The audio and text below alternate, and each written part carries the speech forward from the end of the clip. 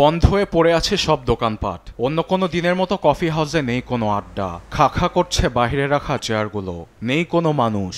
দোকানে রাখা তাজা সবজিগুলো কেনার প্রতি নেই কোনো ক্রেতার আগ্রহ। বুধবার তুরস্কের একাধিক খবরের কাগজের শিরোনাম, অর্থনৈতিকভাবে বয়কটের ডাক এরদোয়ান সরকারের বিরুদ্ধে।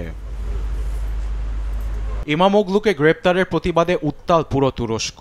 তারই অংশ হিসেবে সরকারের সঙ্গে সংশ্লিষ্ট দোকানগুলোকে বয়কটের ডাক দিয়েছে বিরোধী দল সিএইচপি। তাদের ডাকে সাড়া দিয়েছে ইস্তাম্বুলের জনগণ। অর্থনৈতিকভাবে সরকারকে অচল করতে বুধবার কোনো ধরনের পণ্য কেনেনি তারা।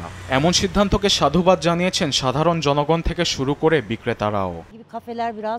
দোকানপাট সবকিছুই খালি। তাদের আহ্বানে আমরা সাড়া দিয়েছি। অনেক ভালো কাজ করছি।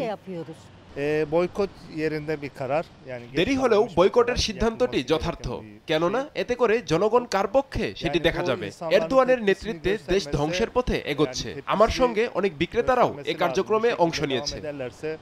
আবার বিরোধী দলের এমন আন্দোলনের সমালোচনা করেছেন কেউ কেউ। বয়কট সিদ্ধান্তের তীব্র নিন্দা জানাচ্ছি। এটি দেশের জাতীয় রাজস্ব আয়। কারোর চুরি ঢাকার জন্য পণ্য বয়কট করার কোনো মানে নেই। এমন পরিস্থিতিতে বয়কটের নিন্দা জানিয়েছে তুরস্কের সরকার।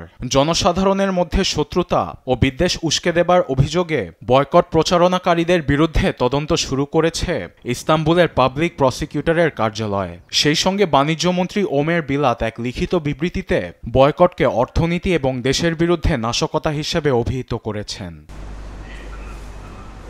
সরকারের বাধার মুখেও সমর্থকরা জানিয়েছে দেশের স্বৈরাচারের বিরুদ্ধে রুখে দাঁড়াবে পুরো তুরস্ক।